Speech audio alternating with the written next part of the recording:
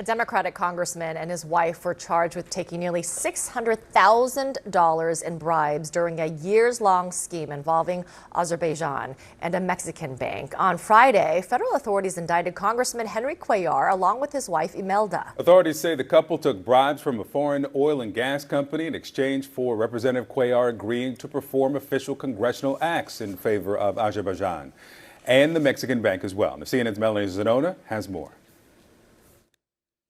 Good morning, Victor and Amara. We are learning new details about this indictment that follows a years-long criminal probe into the congressman. The DOJ has charged both Congressman Cuellar and his wife on charges of bribery, unlawful foreign influence, and money laundering. Both of them appeared in court in Houston yesterday, and specifically, the DOJ has accused the congressman of accepting nearly $600,000 in bribes from two foreign entities. One of those is a bank headquartered in Mexico City, and the other one is an oil company owned by the government of Azerbaijan. And according to this indictment, Cuellar agreed to accept these bribes in exchange for taking official acts as a member of Congress and agreeing to trying to influence U.S. policy by doing things like inserting favorable language into certain bills and committee reports, and also delivering certain speeches on the House floor. Now, this development comes over 2 years after the FBI raided both the congressman's home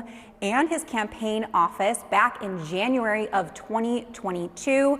But the congressman maintains his innocence and says he will run for re-election in November. Let me read you part of his statement. He said, "I want to be clear that both my wife and I are innocent of these allegations.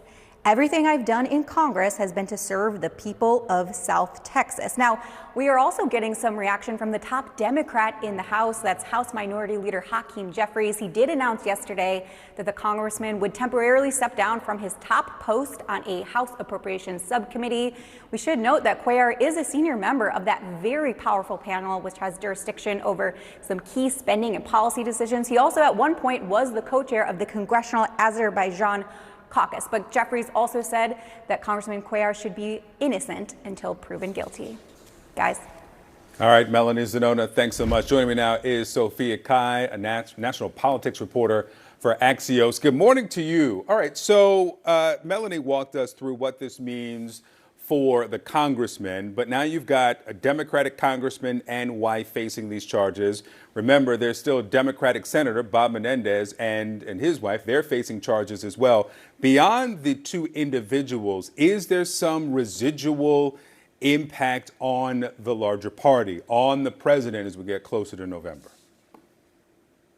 Well, I think, first of all, there's been a lot of allegations from Republicans, including former President Trump, as well as his allies in Congress, that DOJ is weaponized and that it's, skewed against Republicans and out to get them. I think, a lot of the Democrats who are facing charges and indictments is a sign that, the law applies equally. I think Cuellar and his wife engaged in an elaborate scheme that was outlined in this 54-page indictment. And, that's just one of three more recent lawmakers. We had Cuellar, we had Senator Menendez indicted for bribery. We had famously George Santos, who was indicted for fraud charges. I mean, those are all very significant developments, and it really shows, there may be some issues here where what the allegations are for doing favors for a foreign government in exchange for official acts, including adding clauses in appropriations bills, adding clauses in the NDAA, helping with an Azerbaijan citizen, and immigration issues. I mean, those are all specific allegations against the Democratic congressman. Yeah. And again, as Melanie said, innocent until proven guilty. And we'll remind everyone, while there are some on the right who are trying to spread this beyond just these individuals, it is the presumptive nominee for the Republican nomination who is literally on trial right now and facing dozens of felony charges. Let me go now to another topic in these protests. We heard from the president after 2 weeks or so of the White House saying this is a university issue, that this is up to these individual presidents and their boards of trustees. The president came out, gave about 4 or 5 minutes of comments after the urging even of some members of his own party. Are they satisfied by what the president has said thus far about what we've seen across college campuses? I'm not sure if anyone is satisfied. I think the president had three options. He could have either condemned the protesters, he could have, either said they have a right to free speech and not condemned them, or he could have let his surrogates, or he could have let his administration officials speak for him. And he did much of all three. I mean, he waited quite a while to make a speech about it. I think here you have Secretary Cardona writing to university presidents, taking a more forceful stance. But I think, he really risked alienating both wings of his party. And, what's pretty significant is that I saw some videos of protesters on both sides shouting at Biden, which suggests how fraught this has been, and also that President Biden knows how fraught it has been. And so that may be why he waited so long to say something. Yeah, the protest, one of the two big stories dominating the news this week.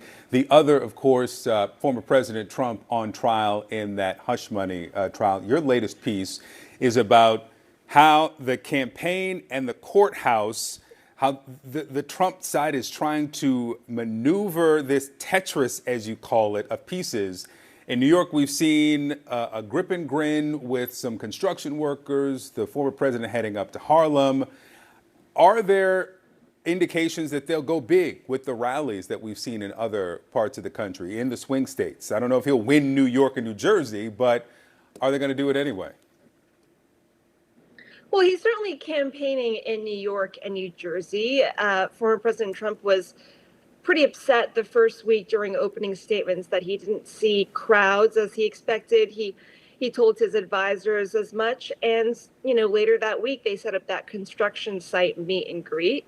He's done so again this week with firefighters. And his campaign tells me that they're looking at suitable locations in New York for those bigger rallies that he's looking to do. But we haven't seen specific plans yet.